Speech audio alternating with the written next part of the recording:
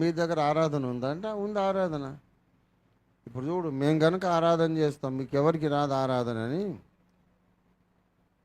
అందరూ ప్రార్థనలో మోకాళ్ళుని వరుస పెట్టి ప్రార్థన చేస్తుంటారు, ఒకరి తర్వాత ఒకరు.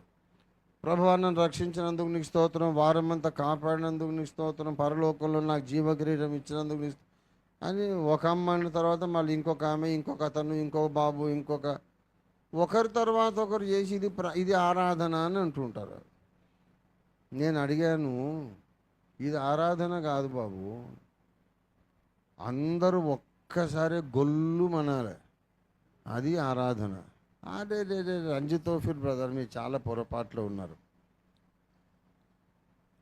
మన ఇంటికి ముఖ్యమంత్రి గారు, ప్రధానమంత్రి గారు వస్తే ఒక 5, 6, 10 మంది ఆయనకు అర్జీలు పెట్టాలి, అక్కరలు చెప్పుకోవాలి, కంప్లైంట్ చేయాలి.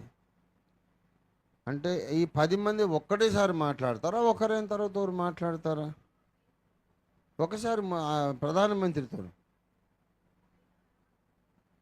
10 మంది ఒక్కటేసారి మాట్లాడితే గెట్ అవుట్ అంటాడు ఆయన. ఏమర్థం అవుద్దండి?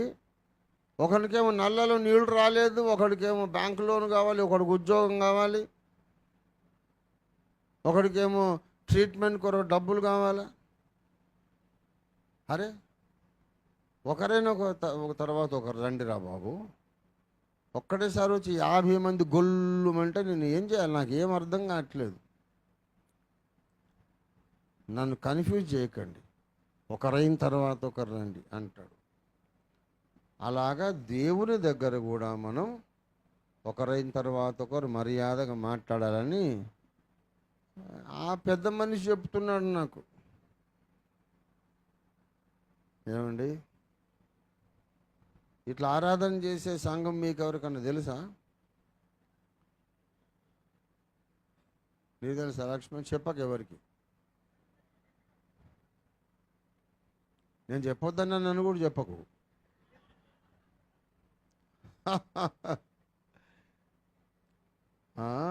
అందరు ఒకేసారి గొల్లుమంటే ఎట్లనండి? మర్యాద ఉండాలా ఒకరి తర్వాత. అక్కడనే వచ్చింది బలహీనత అంతా కూడా. అసలు విషయం చెప్తున్నాను నేను. దేవుని మహిమ మేఘము దిగి రావాలంటే ఈ తాళాలు కొట్టేవాళ్ళు, చప్పట్లు కొట్టేవాళ్ళు, పాటలు పాడేవాళ్ళు, బూరలు ఊదేవారు, సితారాలు వాయించేవాళ్ళు ఒక్కసారి జమ్మని ఒక్కటేసారి గొల్లు చేయాలి. అట్లా ఎందుకో నేను చెప్తున్నా.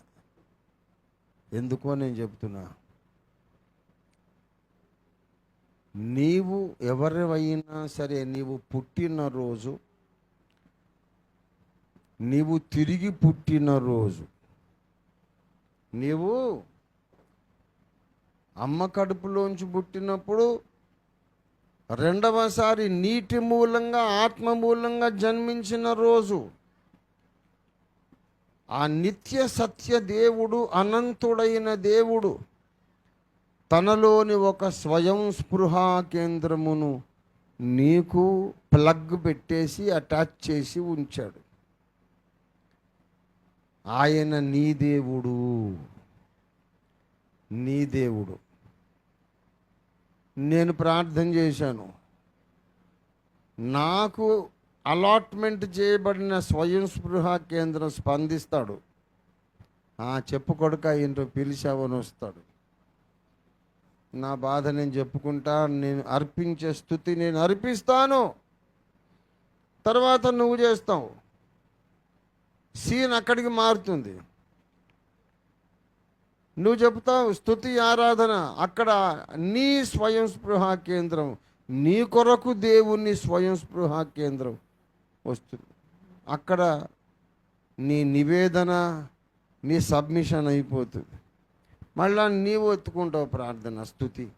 నీ దగ్గరికి నీకు కేటాయించబడ్డ దేవుని కేంద్రం వస్తుంది. నువ్వు చెప్పేది చెప్పుకుంటావు. ఇలాగా షిఫ్ట్ అవుతూ ఉంటుంది దేవుని సన్నిధి. అట్లా కాకుండా 100 మంది, 200 మంది, 500 మంది ఒక్కసారి దేవా అని పిలిచారు అనుకోండి, అప్పుడు ఏం జరుగుతుంది? మనలో ఒక్కొక్కరికి కేటాయించబడిన ఒక్కొక్క దైవ స్వయం స్పృహ కేంద్రం, ఒక్కొక్కరికి కేటాయించబడిన divine centre of self consciousness అన్నీ ఒక్కసారి వస్తాయి.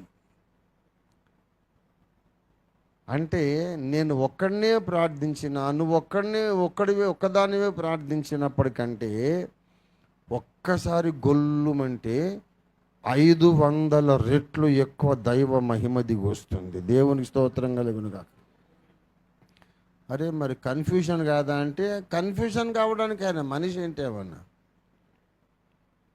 ఒక మాట గుర్తుపెట్టుకోవాలి, ఒకసారి ఒక్కరే మాట్లాడాలి. 2-3 మాట్లాడితే దేవునికి క్లారిటీ ఉండదు, స్పష్టత ఉండదు అనేది చాలా తెలివి తక్కువ మాట. నేను చెబుతున్నాను ఇప్పుడు, దేవునితో ఒక్కడే, ఒక్క విశ్వాసే, ఒక్క స్త్రీయే, ఒక్క పురుషుడే, ఒక్క వ్యక్తే దేవునితో మాట్లాడుతుండే క్షణం ఒక్కటి కూడా ఉండదు. There is never a time when only one person is talking to God. దేవునితో ఒకే వ్యక్తి మాట్లాడే టైం ఎన్నడూ ఉండదు. ఎందుకు తెలుసా? మన సంఘంలో ఒక్కడు మాట్లాడుతున్నాడేమో, మరి అదే టైంలో ఆ పక్కన బ్యాప్టిస్ట్ చర్చ్లో ఒకడు మాట్లాడితే, ఆ ప్రక్కన హెబ్రోన్లో ఒకడు మాట్లాడితే, ఆ పక్కన లేమన్స్ ఎవాంజలికల్ ఫెలోషిప్లో ఒకరు మాట్లాడితే, పోనీ వీళ్ళందరినీ కూడా కట్టడి చేద్దాం. రాఘు భాయ్, దేవునికి కన్ఫ్యూజన్ పెట్టకండి, ముందు మా సంఘం ప్రార్థన అయినాక మీ సంఘం పెట్టండి అని మేనేజ్ చేస్తాం. ఆ టైంలో అమెరికాలో ఒకరు ప్రార్థన చేస్తాం, అదే టైంలో జర్మనీలో, రష్యాలో, జపాన్లో, భూప్రపంచములో నేను ఎప్పుడు ప్రార్థన చేసినా భూమి మీద ఈ 200 దేశాల్లో ఇంకొక దేశంలో ఇంకోటి తప్పకుండా చేస్తుంటాడో లేదా? ఏమండి, మనం ఎప్పుడు ప్రార్థన చేసినా, ఎప్పుడు ఆరాధన చేసినా అదే టైంలో ఇంకొకటి ఏదో దేశంలో చేస్తుంటాడో లేదా? గనక దేవునితో ఒక సమయంలో ఒక్కడే మాట్లాడాలనే పరిమితులు ఆయనకు లేవు.